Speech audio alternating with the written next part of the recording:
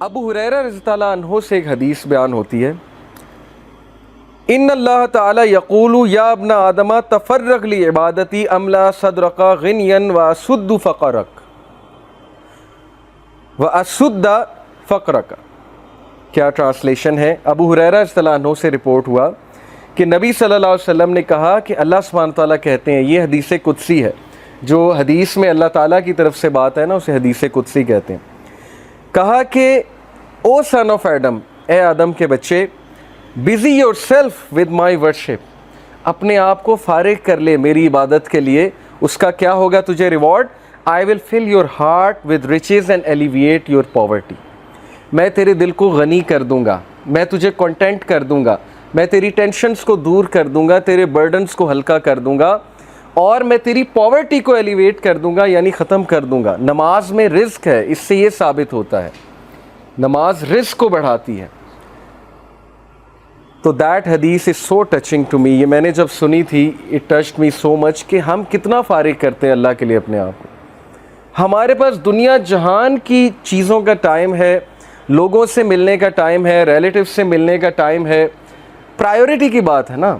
کچھ لوگ کہتے ہیں میرے پاس آپ کے لیے ٹائم نہیں ہے کیونکہ آپ اس کی پرائیورٹی نہیں ہے، لیکن ایک اور بندے کے لیے ان کے پاس ٹائم ہی ٹائم ہے، چاہے وہ جتنے مرضی بزی ہوں، وہ کسی نہ کسی طرح ٹائم نکال لیں گے، چاہے انہوں نے جم کرنا ہے، اسائنمنٹ کرنی ہے، پب جی کھیلنی ہے، جو بھی کرنا ہے، ایک خاص دوست کے لیے ان کے پاس ٹائم ہوگا، جو مرضی ہو جائے۔ لیکن جو پرائیورٹی نہیں ہے اس کو وہ ہمیشہ یہی جواب دیں گے کہ جی آپ کے لیے میرے پاس ٹائم نہیں ہے۔ تو اللہ تعالیٰ کا وعدہ ہے کہ جو اپنے میری عبادت کے لیے اپنے آپ کو فارغ کرے گا تو اس کا رزلٹ یہ ہے کہ میں غنی کر دوں گا۔ اور غنی ہونا کیا ہے؟ یہ ایک پورا کانسیپٹ ہے، richness of the heart۔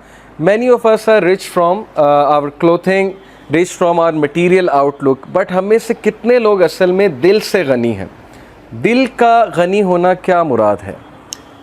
Contentment, self fulfilment. بہت سے لوگ کنٹینٹ نہیں ہیں، بے چینی ہے اندر، ہر وقت جو ہے وہ اچانک سے بیٹھے بیٹھے سیڈ ہو جاتے ہیں، اچانک سے بیٹھے بیٹھے ایک ہالونیس چھا جاتی ہے، اچانک سے بیٹھے بیٹھے کھو جاتے ہیں۔ اوکے، یہ ہے دل کا غریب ہونا۔ اور دل کی رچنس کیا ہے کہ کم پہ بھی خوش ہو جانا، کنٹینٹ ہو جانا، تقدیر پہ کنٹینٹ ہو جانا، اللہ کے فیصلوں پہ کنٹینٹ ہو جانا، اللہ تعالیٰ کی ڈسٹریبیوشن پہ کنٹینٹ ہو جانا۔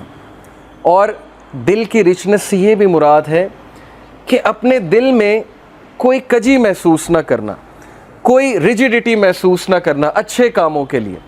اب جب اچھے کام ہمارے لیے مشکل بن گئے، نیکی ہمارے لیے پہاڑ جتنی بن گئی، اور برائی ہمارے لیے اتنی آسان بن گئی کہ ہم برائی کرنے کے لیے رات الارم لگا کے بھی اٹھ جائیں گے۔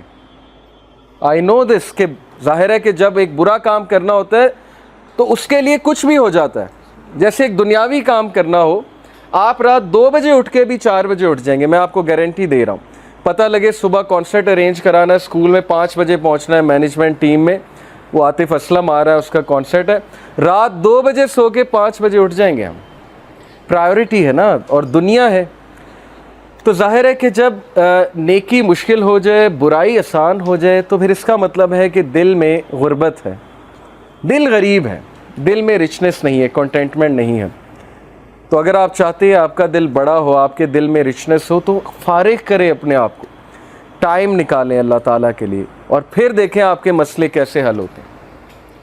کئی لوگ سے میں نے سنا ہے، ایک بھائی بہت مشکل سے گزرے تھے، 2 سال پہلے کا واقعہ ہے، اور 6-7 مہینے ہو گئے ان کا وہ مسئلہ حل نہیں ہو رہا، ان کا وہ مسئلہ حل نہیں ہو رہا، کوئی فیملی پرابلم تھی۔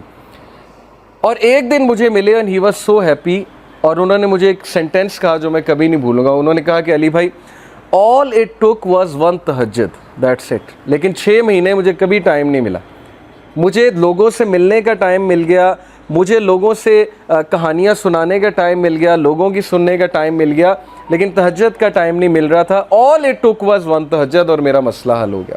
تو امام شافعی رحمہ اللہ نے کہا کہ میکنگ دعا ایٹ دا ٹائم آف تہجد is like an arrow which does not miss its target. تو باقی یہ کہ اللہ دعا آپ کریں اور نہ ملے یہ ایک الگ بات ہے، ظاہر ہے اللہ تعالیٰ وہی دیں گے جو بہتر ہے، لیکن یہ سینٹینس یاد رکھنے والا ہے کہ all it took was one تہجد۔ تو اپنے آپ کو فارغ کریں، ٹائم نکالیں اللہ تعالیٰ کے لیے، یہ آپ کے ہی لیے بہتر ہے۔